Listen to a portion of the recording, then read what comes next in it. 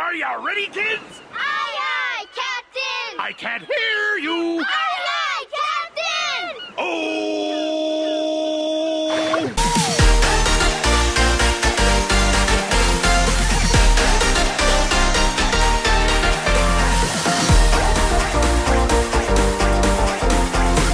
Welcome back to episode 71 of the Locker Room Podcast. I'm your host, Colin Yavinsky.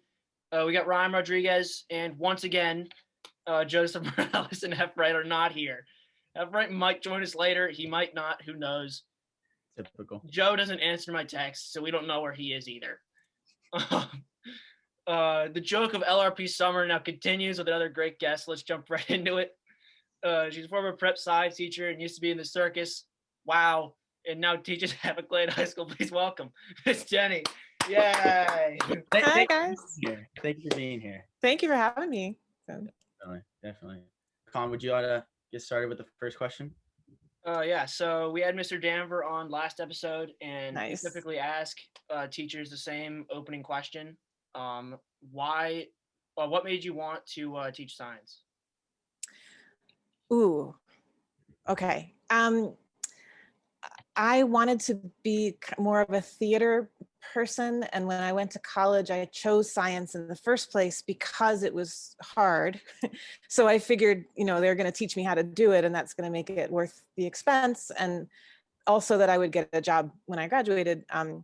So I kind of ended up in science accidentally, and then coming back to teaching was when it started to make a lot more sense. Like I had chosen science because it was practical and I liked it fine. And I figured, at the time it was a good place for women to get jobs. But after being a professional scientist for a couple of years, I kind of got into teaching by accident, and it brought back that theatrical component that I missed, but it also just gave my life, it's going to sound so silly to say that it gave my life meaning, but I think you guys know that you're my kids. I really care. I love being a teacher. So.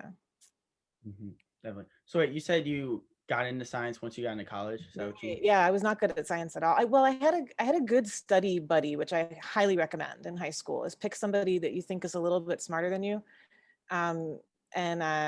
Or a lot smarter than you, and study with that person, and pick somebody maybe you're even a little competitive with, and just kind of push each other.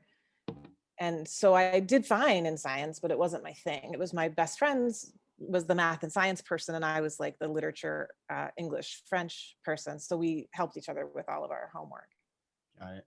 So was there what exactly was like your major like in science? Like was it like physics or like chemistry? Like was there Mine was bio. Yeah, it was. I majored in biology and anthropology, and then did my master's in. Your master's degree, you specialize a little bit more, so I did neuroscience for that. Okay. When you were doing neuroscience, I bet there's been a lot. I bet there's like a lot of mind-blowing facts that probably came up there. Is there any like in the science topic in general? Is there any like one fact that you go, that's crazy to think about, or like anything in general? Yeah, there's a lot of good ones. I think the relationship of sleep to memory consolidation is really very powerful. The importance of routine, the way that periodicity, like having cycles and stuff, having a circadian cycle, and you can see disruptions to that result in, I don't want to say they're entirely responsible for ADHD symptoms, but you see certain symptoms resulting in the modern brain that co-evolve or almost co-devolve with the amount of light exposure we have. So there, it's really fertile ground. I think the reward pathway and addiction is something that's, I'm trying to be careful here because I'm not going to sit here and diagnose everybody based on the fact that I, studied this for a little while. It doesn't give me the qualifications. But I do see in the classroom a range of ADHD and various symptoms, some of which are sleep disorders. Oh. And so that is, And then there's a whole nother area of study, which is the reward pathway, where you see people that, particularly boys, they haven't experienced the endogenous reward. Your brain releases chemicals that say, yes, this is good for the body, and we're doing this. And they haven't experienced that since the moment that they stopped moving, really. So it is really tied into your podcast and sports, and that joy of movement that drives people to do sports in the first place. I'm going to move my hands out of frame, or I'm just going to talk with them the whole time. I can see myself and I'm like, oh my gosh, do I do this? So that to me was really interesting. And if I were to go, I don't see myself getting a PhD, but it would be on, the adolescent male brain, the reward pathway, the propensity, the vulnerability to addiction that comes from being misaligned in terms of those natural rewards, such as just doing a sport for fun is going to be something that I'll talk about. So how much harder was it to pick up on that during COVID and teaching during the pandemic, and how was teaching over Zoom and all that overall? Well, when it started, I had you guys. I had you. I think I had all of you except for Joe in class when it started, right? Or did I have? Right. I think I was in your biology. Right. But... So I had you as a freshman. I had Colin. So I had Colin and Patrick on Zoom. I was in full class. That was what? Carrie, and that class was insane. Yeah, that was a great class. But it was a great place to experiment with the format. I remember showing you that like your teachers aren't going to let you do this, but there is a way to surrender screen control. And it was like, here, you remember that time? Yes. Right. I said, here, if you, Zoom. Like, I just tried to kind of win them over by being like, look, here's a feature, like we're all doing this Zoom thing. Did you know I can let you control my screen? The purpose of that is for tech support, so that if someone is having trouble with their computer, they can have a tech person take their cursor. But it's built into Zoom. And so I showed you that it existed. And of course, it was kind of an example of just the trust and integrity that you guys have, that like, what teacher would ever hand over their screen control?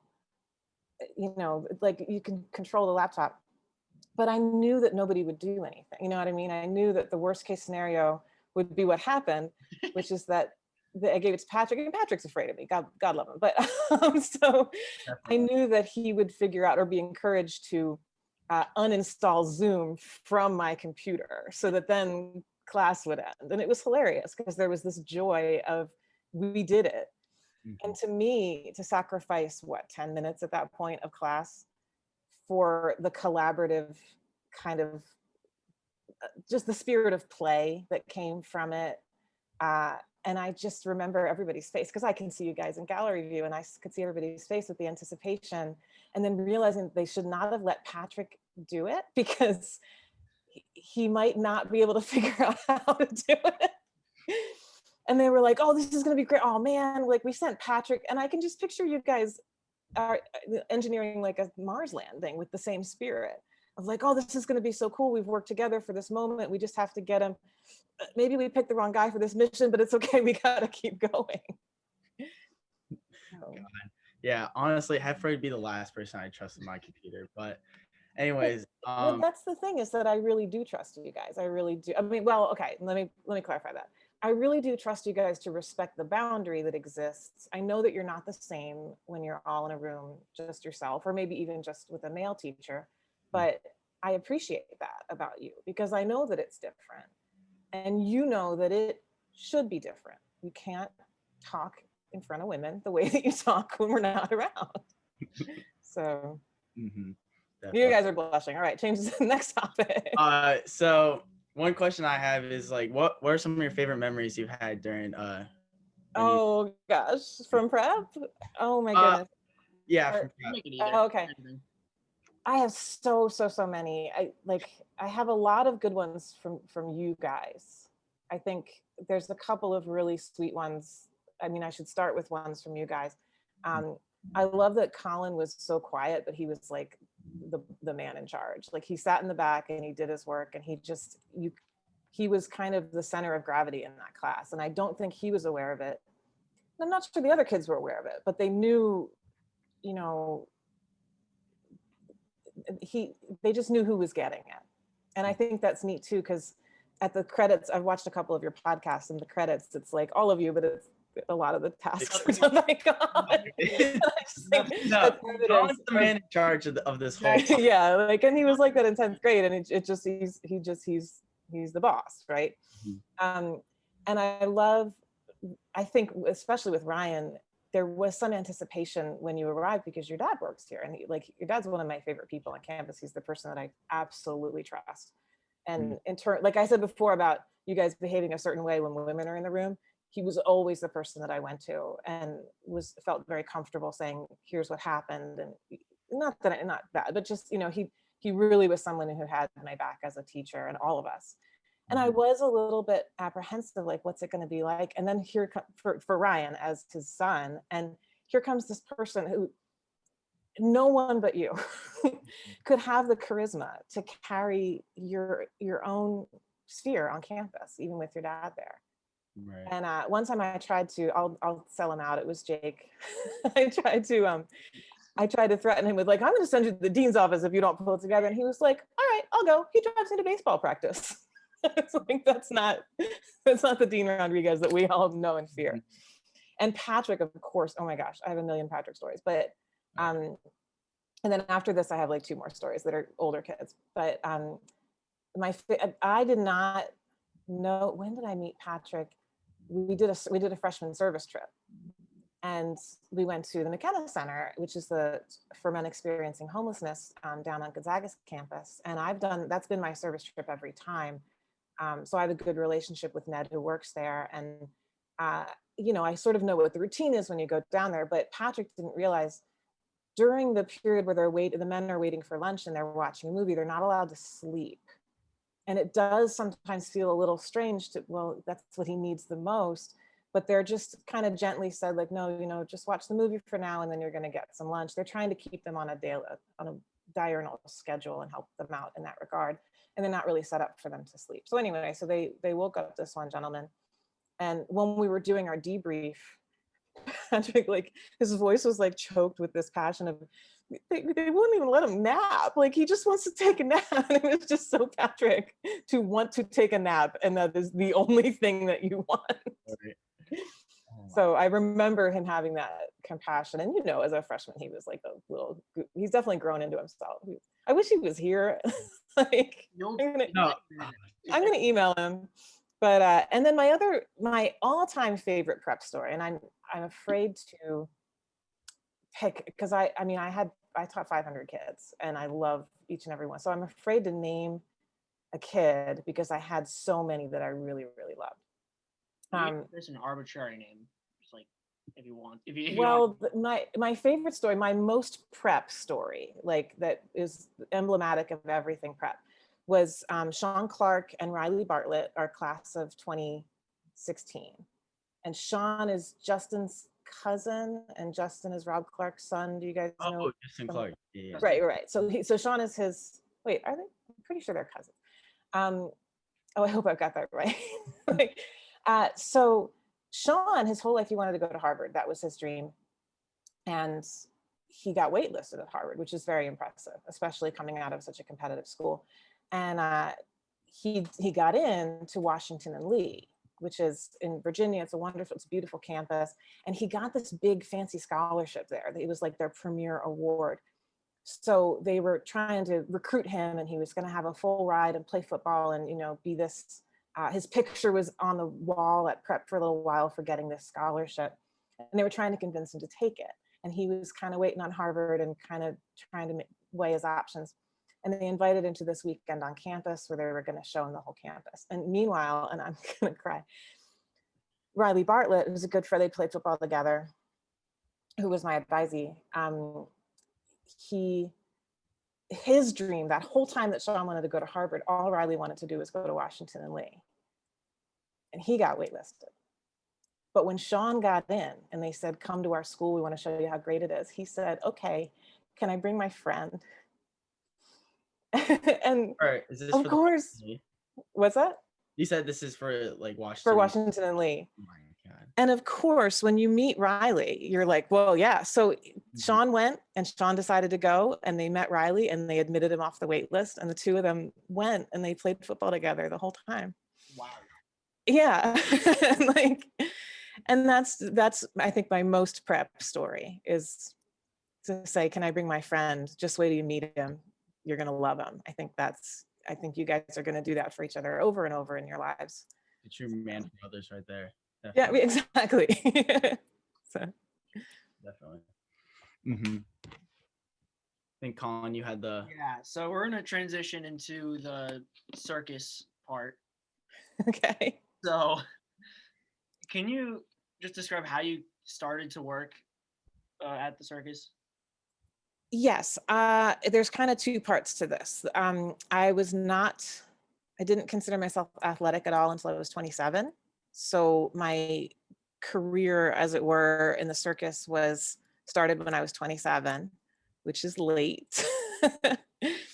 But once I got into it, well, I'll tell you how I got into it. So basically, a friend of mine was a Ringling Brothers clown. He was an actual circus clown, still does stuff for them. And he does this thing now called Clown the World, where he goes around to different countries and performs in orphanages and stuff. And he had a Zoom thing where he was fundraising for this daycare in Mexico. And so he's a cool guy. And the thing about clowning skills is it's quite portable, whereas trapeze is not very portable. You have to have a rig for it. So he invited me to see his friend's kid sister was in the show, and he kind of went out of, I think he went out of obligation, but she ended up being very big in the field. But the show was just in a warehouse in Philly. It was just like a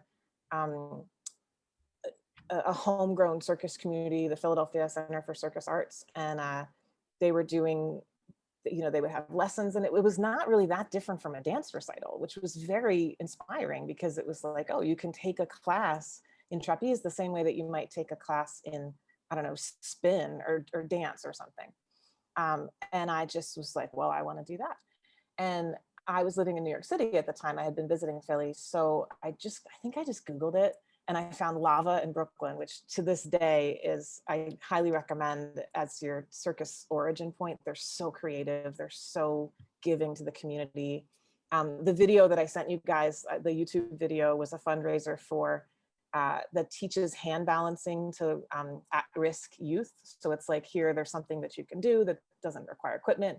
So they have instructors for that. So anyway, so I happened to find Lava and their teacher. And when I went, they were like, oh, Natalie, because one of the instructors' name was Natalie. So they already liked me because I just had the same name as my teacher.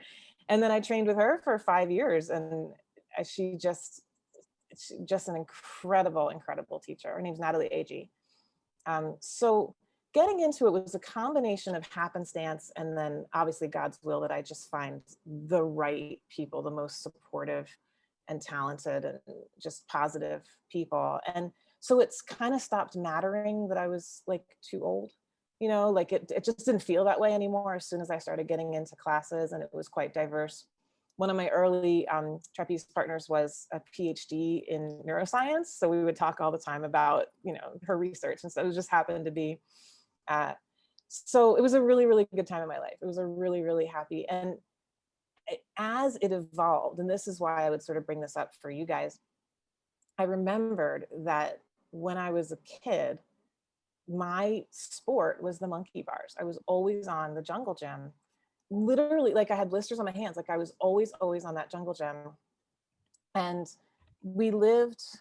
I just felt really lucky that my parents encouraged me to go outside all the time. And it was back in the day when you could just go outside and there wasn't a whole lot of supervision.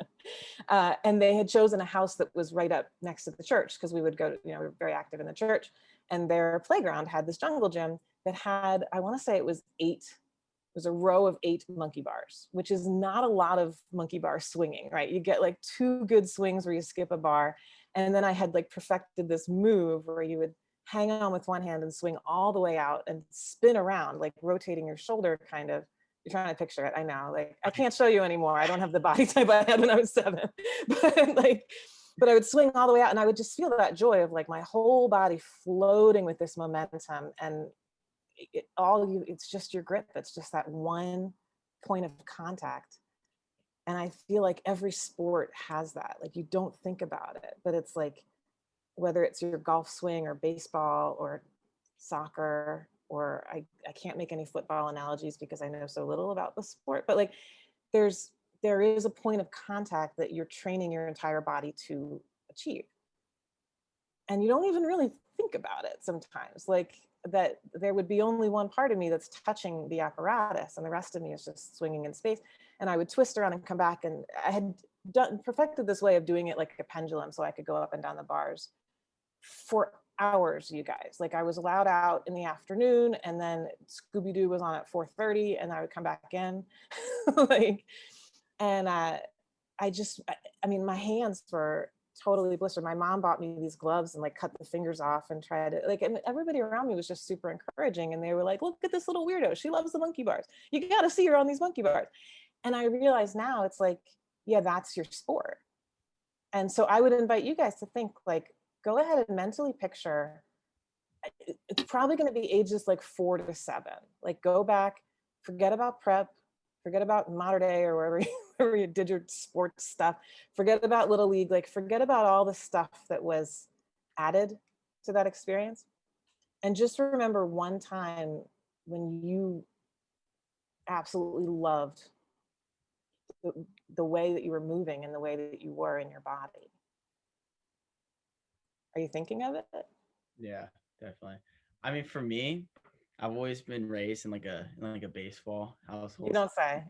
Yeah, I've been a part of that. I've been a part of the sport for years. Yeah. But I don't know. I think for me though, getting into like sport baseball and stuff like that, because I remember I would always like go to prep and like watch my dad kind of like coaching the game, and like seeing him like win a big game, like when he first won like his first IC Oh championship. yeah. Everyone just like dog pile of the field with all the students. I think that was like my first kind of, when I first saw that, I was like, I want to be the kid too that like dog piles on everyone after winning a big game. Right. I know, but yeah, my dad got me into baseball for a while too, and I've been playing that sport for years. I've loved it ever since. Yeah. And your dad was a minor league. What team did your dad play for? He was a big deal. Yeah, so he played minor league ball. He got up to AA for the Indians organization. Nice. For a couple of years, so he did that for a while. How about you, Colin? I'm trying to think of one, because it's not like with Ryan where it's like baseball clearly. It's like I played a lot of sports growing up. It's not even necessary, because if you think of my example, we didn't know that mine was a sport until I was 27. You know, so it's kind of like, for some people it ends up being sailing because they remember being out and just the feel of the air, and just it's something when you're just little. You're a little kid, and the only thing you're aware of is your own body. You're not really thinking about how it looks or what other people are doing. You're just totally in it. And it might not be a conventional sport, right? But there's a way to make it one. But yeah, I would say when I was little, like I used to go to the pool often, since there's like a pool that's like down the street in my house. I'd say that. I mean, I used to do that a lot. I mean, now I don't, but it was a lot of fun then. Just kind of. Yeah, and see, that's the kind of, like, sometimes your sport, I mean, I don't do trapeze anymore. I wish that I did, but it's really hard to stay in shape for it. But it can be a recreational thing. I mean, there's going to be, your life is going to kind of spiral staircase around some of these experiences where they were significant when you were a child for a certain reason, and then they achieve more significance when you're older. And then sometimes you kind of let them go. I mean, I think it's important. I loved your Denny McCarthy podcast, and I think it's important for any of us as adults who are, I mean, he's a lot younger than me, but like after a certain age, who are athletic, to admit that we're not always peak. Like, there are times where you hit some real valleys. And the more that you identify as an athlete, the deeper those valleys can be when you're not being athletic. So it's more just getting back to like, well, I'm a person, I'm a human. I'm engineered for movement, right? My body is orchestrated to be able to move. And therefore, any movement that I do is good. Mhm. Like I just signed up for a boxing class and I'm crushing it, you guys. I wish Patrick were here because I challenge him. If he doesn't join the podcast, Patrick has already been called out. I'm not going to compete with Patrick. Oh, But no, like I just joined a boxing gym because my brother-in-law he's joined the professional circuit and he's a boxer.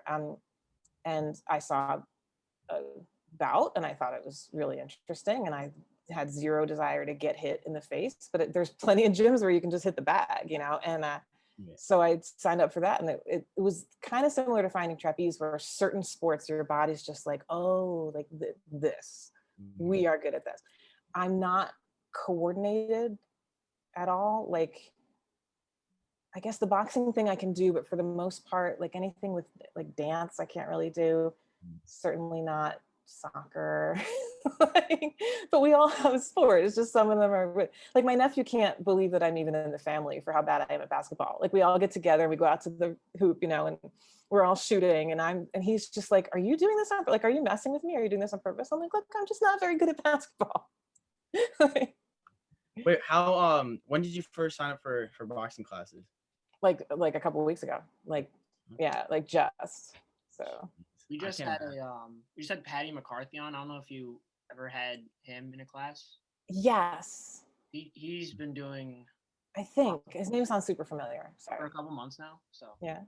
Nice. Yeah, I went to Title in Rockville, or like North Bethesda. And Gerard is my teacher and he's awesome, and Andy teaches too, and they're both really good and it's super fun. That's great. I remember Patty McCarthy told me one time, like, I think after a couple of boxing classes, he like was able to like, I think, practice with a guy that had a lot more experience with him. And I think he took a punch to the gut for the first time ever.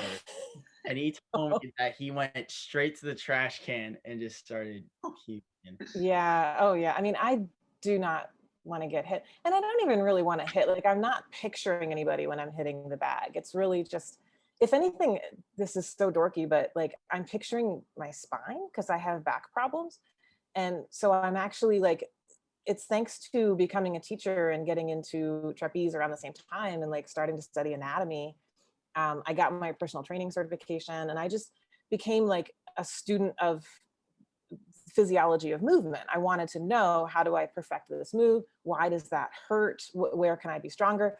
And so I really recommend that. I mean, I did like an online, it's a partially in person, partially online course. And that coupled with teaching the anatomy and physiology course, like I just learned so much. And so if anything, when I go to boxing, I'm like, oh, this is really good for my T4 because I've got a lot of problems there. And knowing where the muscles connect can really, really help you optimize your sport. Like, I hope you guys are going to take anatomy next year with this podcast under your belt. Like, no, yes, maybe. I mean, I've thought about it. I don't know. I mean, I kind of already got my classes set up, but is there a reason you didn't sign up for it? Or I don't know. I just think it was just because I wanted to take certain classes. I just think anatomy just wasn't there. I will say this though, AP Spanish is looking very what's the word? It looks very difficult after I took Ay, no, mi amor, tienes que estudiar en español porque lo vas a utilizar no por siempre. no habla español. Yeah, but that's why you take it. And you will learn to speak. No, I mean, Ryan, and you're asking Ms. Rodriguez. People are going to give you a hard time forever if you don't speak Spanish. I have to take it. I mean, Spanish speakers are going to be so excited, and then you're going to not speak Spanish. They're going to be all sad. Like, everyone hears the name Rodriguez, and then they find out I don't speak Spanish. It's just like, yeah. I know. Don't you speak like 3 languages, 4 languages? I speak English and Spanish, and then I can read pretty fluently in French. I had a fantastic French teacher. My French teacher in high school, Nancy Gable, she was amazing.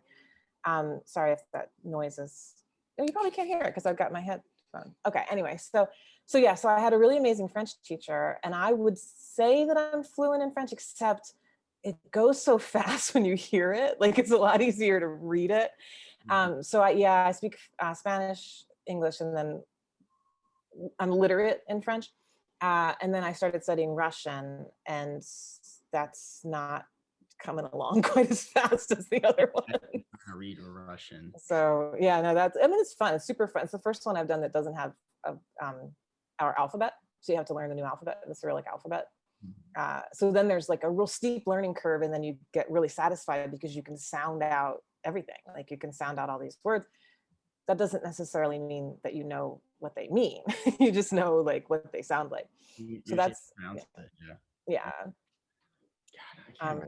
I have another funny basketball story that's from you guys. I think they're your year.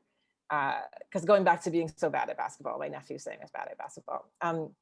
Saying truthfully that I am bad at basketball.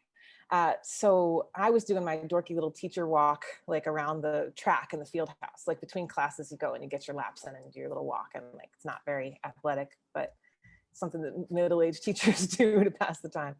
And there were 3 guys, they were freshmen at the time, playing just at one hoop, and there were 3 of them. So they didn't really have a team thing going on. And it was, now tell me if these guys, no, they're your Aiden Atang. Aiden, yeah. Aiden, yeah. Yep. Sam Trebus. And James, I want to say his last name is Diorio. Does that sound correct? Yeah. Yeah. So those 3 were playing basketball as freshmen. It was probably October. You know, they're doing the whole, I'm at prep. This is so fun. I've got my new friends. We're playing basketball in a free period. I probably should have been in class. And like, and they're just having a good time. And I said, hey, but there's 3 of them and it's one hoop. And I said, hey, you guys look like you need a 4th. And they said, yeah. And I guess they thought that from nowhere I was going to produce a 4th freshman to like share in the joy of the day. But I just started, I'm embarrassed now. Like I hear outside, I started playing basketball with them, and they were so disappointed. Like they were just like, and I don't know what they thought I meant, but then also what did I mean? Like what was I doing? Oh, God. I mean, also they handled it very gracious. Sorry, what's that? Also, it was Aiden, so right. And they made me play on Aiden's team, and Aiden kept shooting, and he would go guard me to the other guys. And the way to drive him crazy was to just not guard him, because they were like, "Go ahead, just keep shooting. You won't make it. You won't." Make yeah, it was so funny. Oh my God! Right, Aiden Tang was a legend. He was a legend at prep. Oh my God! There for a short time, not a long time. Hey, stop. Everybody's still out there in the world, right? I've got some kids that I haven't seen in a very long time, like Jamal Walker, that I will always love and just hold dear to my heart. And everybody, God brings, you never quite know how long your tenure is going to be at prep, but God's definitely with you the whole way. So I remember Jamal was like, I think he was like the only boarder that I knew at prep. But yeah, him and Lewis. I knew Lewis, but yeah, he's one of the funniest kids I've ever met in my life. Jamal Walker. Yeah. Jamal. Hysterically funny kid. I hope he hears this. He doesn't strike me as the type to be like, hey, I wonder what podcasts are out there that I could listen to.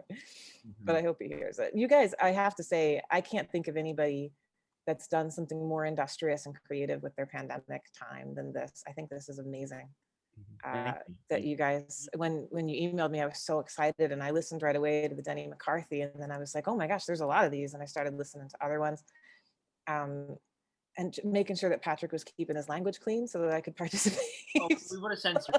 We would have. Yeah, I noticed that. The censor. Well, there was one that you have some like anniversary reel that's on the internet.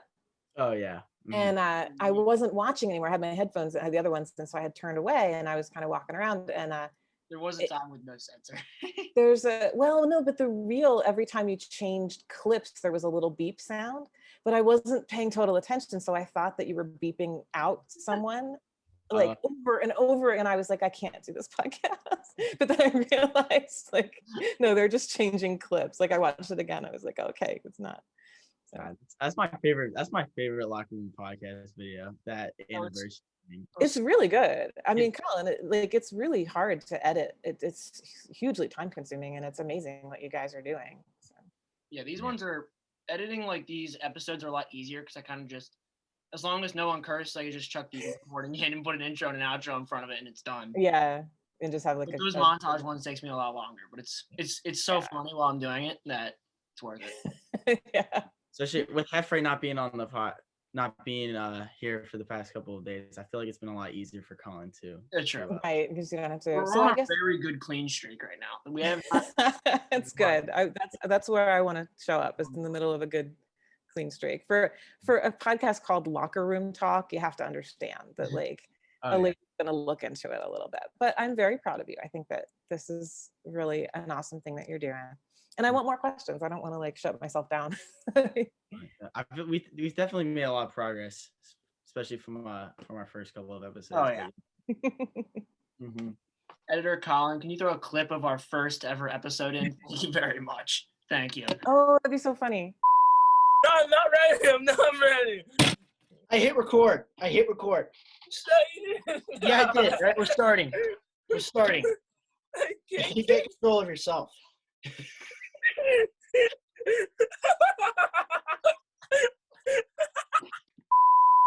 Oh my god! Okay, It started with It's very funny. Oh my god! I remember it like started with.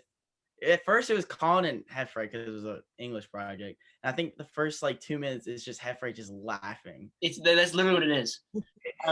Who's your you have to give a shout out to your teacher. Who's your teacher? Shout out to Miss Hepburn for assigning us a journal and then saying yes to us doing a podcast. Nice. That's where it all started. Yeah, the intro is like, at the time, it took us like 2 episodes to think of the name, the Locker Room Podcast. I'm not sure where we came up with it. So we just ripped me and Heffrey Hockey Coach has a podcast. We just ripped off his name, the name of his. Oh, is this intern John? Yes. Yeah. I almost, if it were even 2 degrees cooler in this apartment, I would have done this in my Flyers jersey. Like I was all ready to wear it. And then I was like, you're going to be so hot. And then you're going to be miserable. And then they're going to give you a hard time because you're hot and miserable because you're wearing a Flyers jersey. So. Yeah, we called it I think his podcast is called like the Thought Shower Podcast or something like that. Oh. So we just called it that for like the first couple episodes. And then I think that's cool. Yeah, it's funny. It just starts with Heffrey just saying he's not ready, then just laughing. I'm kind of sad that Patrick's not here for this. Like he's gonna feel bad later. He's gonna feel like I'm really twisting the knife. But I was looking forward to this conversation. He said he'd be here at 6:30, and it's 6:43. And then Joe said he'd be here between 5:45 and 6. So. Oh, that's what Joe. Well, yeah, that's Joe. Casually 43 minutes late, but So. Are you FaceTiming? Okay, so. Answer the phone, guy. He's on he's on like a college trip, but he's not actually touring at college right now. Mm-hmm. Don't rat him out. Well, you guys are done. You guys are out of school, right? Yeah. So he's allowed to be on a trip. He's not missing school. So I don't think it's an athletic trip, but he's just kind of visiting colleges. Well, good. Yeah, I mean it's time. Yeah. Well, one of the episodes I watched Denny McCarthy first, and that was really neat because, I mean, he's a celebrity. Like he's a bona fide professional athlete, and Mr. Barry talks about him a lot. Like he's really, really, and I don't know that he would tell him that to his face, but he's really proud of him. And it's often he'll talk about him at the lunch table, and I got used to just like, if Bob Barry says Denny, he's not talking to me, because I would look over and be like, what? And it's like, no, not Ms Denney, like Denny. And so I learned to just kind of like stay out of it. But I thought it was so neat that you got him. And then when I saw that there were other episodes, the one I gravitated toward was Mr. Fenford. And I loved it. That was really good. So. That was a good episode. Yeah. There's a lot of very good moments in that one. Such as I don't know. Go ahead, sorry. He had a rant about like movie theaters. That was hilarious. Yeah, I know. Yeah, that was good. So, but I don't know if you know this about Mr. Fenford, but like he definitely does the like goofy teacher thing and the like, I hate to say it, but like the Showtime bro time thing a little bit. Like he's definitely like your boy and like the dorm parent and the baseball coach and all that stuff. But he really has a lot of depth. He's a really good person. And he was my direct supervisor. He was the department chair for science. And he always found a way to, it was kind of like the same way that I guess you guys didn't know Mr. Jones, but the way that Jeff Jones, like, I felt like Mr. Fenford really had my back. Like, I remember one time I had to stick up for myself, and he kind of just found a way quietly. He said, "That was gracefully done." And I needed to hear the word graceful so badly in that moment because I used to be a trapeze artist and I was very graceful. And then you come down to earth and you're interacting with people and you're not always that good at it, you know, sometimes. And it's hard being a female at prep. It's really, really hard. And it's very rewarding because I love being there for the boys. But I just remember Mr. Fenford just backed me up, stood up for me, and also at the same time was always really fun. Like, he was never too serious or too heavy. He was always a really fun guy. And I just thought that came across so well in the podcast. Like, he's always thinking and he's always having a good time. And I was proud of him for you know, coming across as his real self. Yeah, he was a great guest too. And I remember Yeah. I remember Mr. Jones at prep. He would always like come up to me when I was like go to prep or be there for anything really. He was a great guy. He was amazing. I mean, he would come up to my parents. My parents would come down to see the plays and stuff. Like, my parents came to graduation when Mr. Atai's eldest graduated. Like, they came down for that. And but when Mr. Jones was still living, he would always go up to my parents and talk to them. And one time he came up to me, like, I think it was at the soda machine. Rest in peace, the soda machine. But like, hopefully they'll bring that back. But anyway, I think he just came up to me in this like work setting and he was like, "Just so you know, you're doing exactly what you said you would do when I hired you, and I appreciate it." And it was like just an awesome like coach vibe, you know, like a coach that takes a risk, puts you in the game, you deliver, and then says, "I knew that was going to happen. I knew I could count on you." It was an amazing feeling. Mm-hmm. Yeah, he was a great guy. Yeah. He's very kind of charismatic and like an upbeat guy too. Yeah. It's coming up on 5 years. I can't believe it, but he passed on the 25th of June in 2016. Yeah, I know. That was a rough. Yeah, that was a rough. Yeah, day. Definitely. but there's a lot of people that I don't know. It's just, I knew when I started I was going to start naming people, and then like there's other people that there's so many deserving people, but there's just really a lot of amazing people at prep. Yeah, I think the community at prep in general, I feel like it's been like, you can't really compare it to like any other school. Yeah, that's true for sure. Yeah, it's a nice place. Definitely. But Ms. Denney, I just want to say thank you for being on this. Yeah, thank you guys for having me. Yeah, definitely. It's been a great episode. So we're just glad you're here in general. So yeah, it was a blast to be here. Yeah, definitely. I don't know if you on YouTube, if you link it to, I sent you the video because I was saying trapeze is like hard to picture. I think people think of it as like flying trapeze. Yeah. And it's not that. So if you wanted to link the video, and I can see if my views go up because I'm at 25,000, so I want to go higher. That'll be the top link in the description after like. Thanks, Colin. I'll put it there. It's like if you want something done, what's that? Oh no, say put it clip it to this video as well. Yeah, it's a fun video though. So yeah, this video will be up on Saturday the 12th. Oh, nice. Whatever Saturday. Yeah. Saturday. Saturday. So nobody's studying anatomy. What are you gonna do to study anatomy if you're not taking the course? You're gonna maybe. Who knows? I don't know.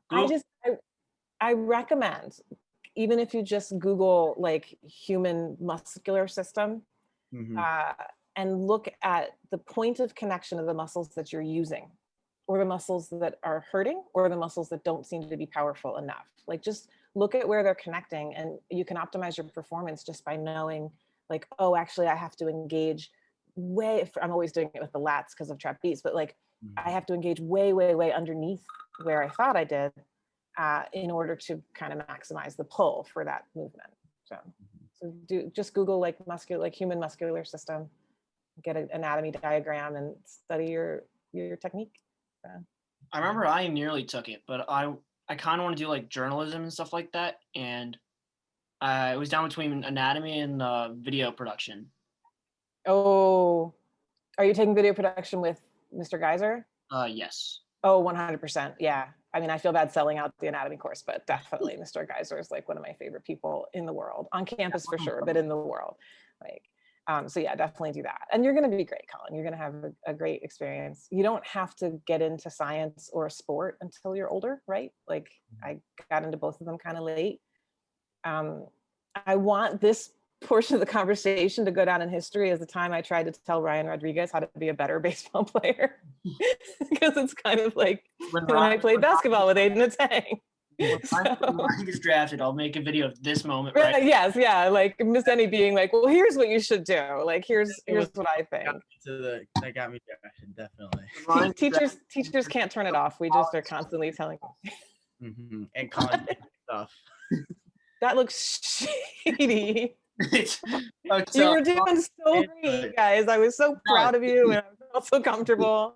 And now you've got this hand-labeled bottle of liquid. I took the wrapper off.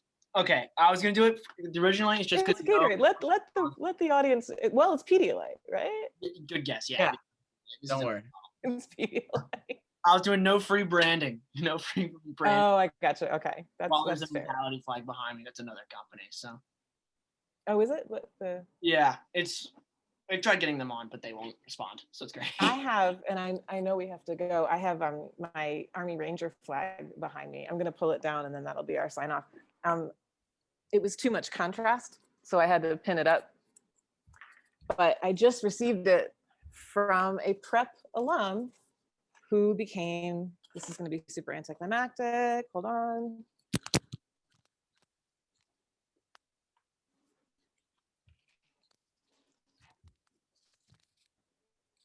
So he went to West Point and, oh no, sorry, I'm an idiot. And he sent me this upon graduation from Ranger School after West Point, and that was Patrick Swanton, class of 2016. So. That's a nice flag. But I know it's awesome. It's on my wall. But see, I was like this and it was too much contrast, so I pinned it. Yeah. But I'm glad I got to show it off. So guys, thank you again so much. I guess we'll just give Heffright a hard time for years to come. I don't hold anything against Joe Morales because I know him, but I didn't teach him, so he doesn't have the same debt to me that Patrick really does. Definitely. Patrick missed a great episode. You guys are sweet. Well, congratulations on doing this. Thank you. Can't believe it. Definitely. So we signing off. Thank you guys for watching, and yeah, see you next time. So Ryan, Ryan. You have to. Did I steal your line? I stole your line, didn't I? No, Ryan. You do something at the end. You got to do it, man. Oh. Bye.